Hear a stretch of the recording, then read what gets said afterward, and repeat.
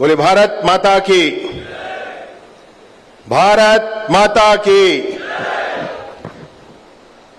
संकल्प लेने के लिए साहस की जरूरत पड़ती और संकल्प को धरातल पर उतार लेने के लिए बड़े सामर्थ्य की जरूरत पड़ती। 370 को देश से समाप्त करना 10 सदियों के बाद भारतवर्ष में भारतीय जनचेतना के मानबिंदु भगवान श्री रामचंद्र जी का मंदिर बनना, नॉर्थ ईस्ट की इंसर्जेंसी को समाप्त करना, आंतरिक सुरक्षा को सुदृढ़ करना और उसके बाद यह कहना कि 31 मार्च 2026 तक सशस्त्र नक्सलिज्म संपूर्ण भारत से समाप्त कर दिया जाएगा। इतने बड़े संकल्प को लेने वाले ऐसे यशस्वी, तेजस्वी और ओजस्वी गृह मंत्री माननीय अमित शाह जी का नक्सल मुक्त छत्तीसगढ़ में हृदय से स्वागत है और अभिनंदन है। ये कल्पना से परे बात है जो मैं आज आपके सामने कह रहा हूं।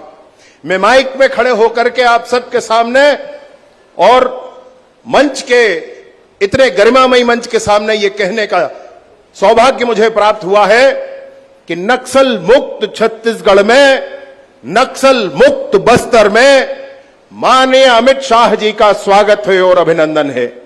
यह आपके ही संकल्प और आपके ही सामर्थ्य के आधार पर हुआ है। 24 अगस्त 2024 का वो दिन हम सबको ध्यान है जब 31 मार्च 2026 का दिन हम सबके सामने आया था। इसके पीछे का मनोविज्ञान बाद में समझ में आया कि जैसे ही ये दिनांक आया उसके बाद सारे आर्म्ड फोर्सेस ने लक्ष्य बांध लिया और उस लक्ष्य के संधान के लिए आगे बढ़ने लगे। बस्तर की जनता के मन में और पूरे छत्तीसगढ़ और माओवाद प्रभावित क्षेत्रों की जनता के मन में स्पष्टता आ गई कि अब यह दिनांक सामने आने लगा है। और मैं आपके सामने यह कहना चाहता हूं कि इतना ही नहीं, कुछ ऐसे नक्सली जो बिल्कुल पढ़े लिखे नहीं हैं उनको यूं ही ले जाया गया था और आर्म्ड करके उनको लोगों की हत्याएं उनसे कराई गई थी। उनके मन में भी बड़ी स्पष्टता आ गई थी। जंगल में वो थे लेकिन वो कहते थे कि अभी हम जंगल में हैं और 31 मार्च को जब माओवाद खत्म हो जाएगा तो हम अपने घर चले जाएंगे। ऐसा कहने वाले, इस बात को मानने वाले आमजन, आर्म्ड फोर्सेस के साथ साथ नक्सली भी थे जो ये मानना शुरू कर गए थे कि 31 मार्च 2026 तक नक्सलवाद समाप्त हो जाएगा।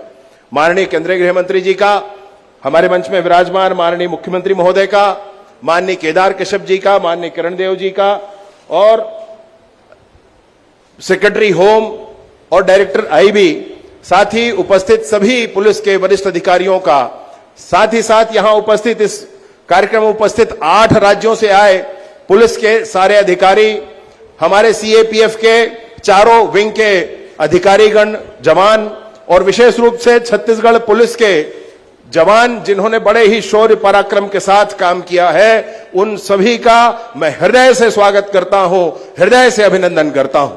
विशेष बात यह है कि आज नक्सल पीड़ित परिवार भी साथ हैं। आज इस कार्यक्रम में जो शहीद परिवार हैं वो भी साथ हैं। आज इस कार्यक्रम में समाज के प्रमुख हमारे साथ हैं। आज इस कार्यक्रम में सुकमा, बीजापुर और नारायणपुर ऐसे 3 जिलों के पंचायती राज के जनप्रतिनिधि भी शामिल हैं। यह ऐसा महायज्ञ जिनमें इन सब ने आहुति दी है, उन सब का आज के इस बहुत महत्वपूर्ण कार्यक्रम में मैं हृदय से स्वागत करता हूं और अभिनंदन करता हूं। मध्य प्रदेश, आंध्र प्रदेश, महाराष्ट्र, तमिलनाडु, उड़ीसा, बिहार, झारखंड, छत्तीसगढ़, इन सभी राज्यों से आए सभी मेहमानों का हृदय से स्वागत है। विशेष रूप से ऐसे केंद्रीय एजेंसियां एनटीआरओ, डीआरडीओ, इसरो, एनआईए, साथ ही साथ हमारे छत्तीसगढ़ के एसआईए और एनएसजी के बम डिस्पोजल स्क्वाड, इन सभी का आज मैं हृदय से अभिनंदन करना चाहता हूं, हृदय से स्वागत करना चाहता हूं। मैं हृदय से बार बार इनका आभार व्यक्त करना चाहता हूं जिन्होंने नक्सल उन्मूलन की इस दिशा में पूरे ही छत्तीसगढ़ और पूरे देश को सहयोग किया और इस लक्ष्य को प्राप्त करने का काम किया है।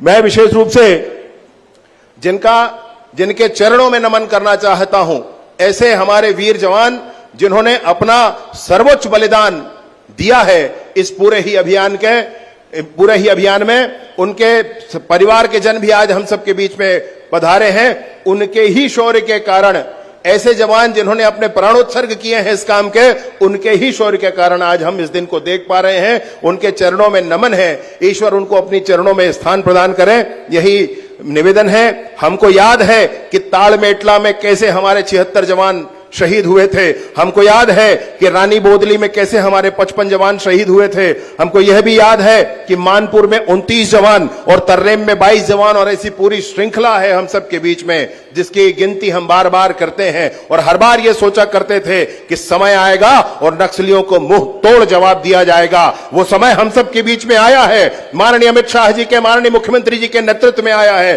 और नक्सलियों को वो मुंह तोड़ जवाब दिया गया, जिसके माध्यम से नक्सलवाद आज हम सब के बीच से समाप्त हुआ है। मैं वो भी क्षण याद करता हूं जब नक्सल पीड़ित दिव्यांग सबके सब मिलकर के दिल्ली गए थे अपनी पीड़ा को बताने के लिए। माननीय केंद्रीय गृह मंत्री जी ने अपने घर के आंगन में ऐसे ही पंडाल लगा करके उन नक्सल पीड़ितों के साथ नाश्ता भोजन किया था। और उस दिन मैंने देखा था कि लौह पुरुष जैसे माननीय गृह मंत्री जी उस दिन द्रवित हो उठे थे, ये मैंने अपनी आंखों से देखा था। और उस कार्यक्रम के ठीक बाद उठ करके उन्होंने अधिकारियों की बैठक बुलाई थी और यह कहा था कि समूचे छत्तीसगढ़ से, समूचे बस्तर ही नहीं, समूचे भारतवर्ष से इस नक्सलवाद को समाप्त हो जाना चाहिए। क्योंकि ऐसे लोग, यहां नक्सलियों ने नदी के किनारे, तालाब के किनारे, सड़कों के किनारे आईडी बिछा दिए, लोग, साधारण लोग भी जा रहे हैं और उसमें फंसकर उनके पैर उड़ जा रहे हैं। किसी की जीवन लीला समाप्त होती है तो कोई जीवन भर के लिए दिव्यांग हो जाता है। ऐसे दिव्यांग जिन्होंने दर्जनों की संख्या में दिल्ली जाकर के राष्ट्रपति जी से मुलाकात की थी, माननीय केंद्रीय गृह मंत्री जी से मुलाकात की थी, वो चीज हमको बहुत अच्छे से याद है। हमको यह भी याद है कि एर्राबोर में कैसे 220 घरों को जलाया गया था।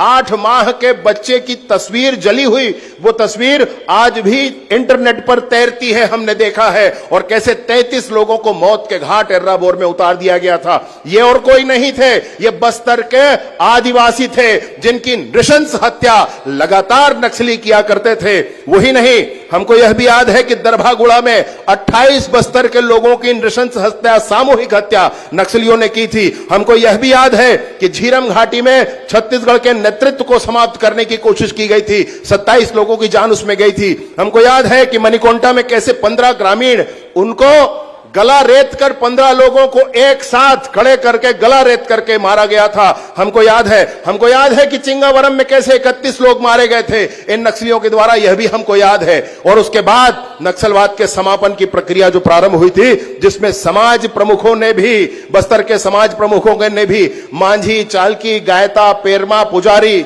सभी लोगों ने, गोंड समाज से, हलबा समाज से, माड़िया, मुरिया, धुरवा, दोरला, गदबा, अबूझ माड़िया, सभी समुदाय के, सभी समाज के लोगों ने आगे बढ़कर यह कहा था कि यह नक्सलवाद समाप्त होना चाहिए। और माननीय केंद्रीय गृह मंत्री जी ने, मुझे यह बिल्कुल विश्वास होता है कि बस्तर की जनता के मनोभाव के अनुरूप उनके इस बात को समझकर, पढ़कर इस दिनांक का निर्धारण कर दिया था कि इस दिनांक तक समाप्त होना चाहिए। संवाद होता था तो सिर्फ 2 लोगों के बीच में, बस्तर के जनमानस और माननीय केंद्रीय गृह मंत्री जी के बीच में संवाद हुआ करता था। और उसी तरीके से यह डेट निकलकर सामने आया था। छत्तीसगढ़ की सरकार ने भी पूरी ताकत के साथ काम करना शुरू किया था। मुझे याद है वो दिन जब डीआरजी के लोगों से नारायणपुर में मेरी मुलाकात हुई थी। उन्होंने बताया था कि हमारे पास असले की कमी है, हमारे पास हथियारों की कमी है। मैंने जाकर माननीय केंद्रीय गृह मंत्री जी के समक्ष विषय रखा था और AK-47 इंसास जैसी चीजें 20-25 दिनों के अंदर छत्तीसगढ़ में डिलीवरी मिल गई थी हमको, डीआरजी के लोगों को अभियानों पर जाने के लिए। यह तेजी होती है काम करने के लिए, यह हमने अपनी आंखों से देखा है, मैंने स्वयं महसूस किया है। हमको ध्यान है 2021 में टेकलगुड़े में जब हम कैंप लगाने गए थे तो 22 जवान हमारे शहीद हुए थे। उसके बाद केंद्र की सरकार से वैप गाड़ी आई थी और 2024 जनवरी में जब फिर से हम टेकलगुड़े पर गए तो हमने वहां पर कैंप स्थापित किया और वो वैप मशीन के माध्यम से कैंप स्थापित हुआ था। अगर आपको ध्यान होगा तो मुझे यह भी ध्यान है कि एनटीआरओ के माध्यम से कितना बड़ा सहयोग किया गया। हेरोइन का उपयोग करने के लिए हम छत्तीसगढ़ के पुलिस को दिया गया और उस हेरोइन के माध्यम से जंगल स्पष्ट नजर आता था। और स्पष्ट नजर आने के साथ साथ ये बहुत स्पष्ट हो गया था कि अब कोई नक्सली इस जंगल में छुप कर नहीं रह सकता है। ऐसे बड़े ही टेक्निकल चीजों को, उन्नत तकनीकों की चीजों को छत्तीसगढ़ को उपलब्ध कराने, नक्सल उन्मूलन के इस दिशा में चलने वाले अभियान को पुरजोर कोशिश के साथ अपना आशीर्वाद, अपना साथ समर्थन देने वाले माननीय केंद्रीय गृह मंत्री जी हम सबके बीच में विराजमान है। बस्तर ओलंपिक, बस्तर पंडोम, लियोर ओएना, नियत नेलानार, केंजा नक्सली मनवा माटा, एलवत पंचायत, ऐसे अनेक अभियानों के साथ छत्तीसगढ़ की सरकार ने काम करना शुरू किया। मुझसे पूछा जाता है, माननीय केंद्रीय गृह मंत्री जी से पूछा जाता है कि कैसे नक्सलवाद समाप्त हो गया, जो कभी हुआ नहीं सकता है, लोग ऐसे सोचा करते थे, आज कैसे हो गया? मल्टी डायमेंशनल अप्रोच के कारण, technology based intelligence, human based intelligence के कारण, और जवानों को जब स्पष्ट हो गया कि 31 मार्च आखिरी है, उससे पहले समाप्त कर देना है, तो जवानों के दृढ़ संकल्प के कारण मैं सोचता हूं कि उसी समय बस्तर के समाज ने भी यह सोच रखा था, उसी समय बस्तर के जनप्रतिनिधि ने भी यह सोच रखा था, बस्तर की आम जनता ने भी सोच रखा था, सबने सोचकर इस काम को किया जैसे ही उस दिनांक का निर्धारण हुआ था। और हम सब आज की दिशा में, आज के दिन पर एक साथ यहां उपस्थित हैं। मैं हृदय से शुभकामनाएं देना चाहता हूं, मैं बारंबार शुभकामनाएं देना चाहता हूं, माननीय केंद्रीय गृह मंत्री जी का हृदय से आभार और अभिनंदन व्यक्त करना चाहता हूं इस बात के लिए कि हमारे छत्तीसगढ़ में होने वाले इस लाल आतंक को समाप्त करने का काम आपने किया है। छत्तीसगढ़ की सरकार अभी भी उनके पुनर्वसन के लिए प्राणपण से कोशिश में है और पूरे ही क्षेत्र की उन्नति के लिए माननीय केंद्रीय गृह मंत्री जी ने माननीय मुख्यमंत्री जी से चर्चा करके पिछली बार कहा था कि आने वाले समय में हमारे बस्तर में लोगों को डायरेक्ट बेनिफिट ट्रांसफर के माध्यम से आगे बढ़ाया जाएगा और समूचा बस्तर हमारे समूचे देश के सभी आदिवासी संभागों में सबसे उन्नत आदिवासी संभाग बनकर सामने आएगा, ऐसा माननीय केंद्रीय गृह मंत्री जी ने कहा था। मैं उनका बारंबार अभिनंदन करते हुए, बारंबार स्वागत करते हुए अपनी बात समाप्त करता हूं और फिर से एक बार ये कहता हूं कि मैं नक्सल मुक्त छत्तीसगढ़ पर, मैं नक्सल मुक्त बस्तर में माननीय केंद्रीय गृह मंत्री जी का स्वागत करता हूं। बहुत बहुत धन्यवाद।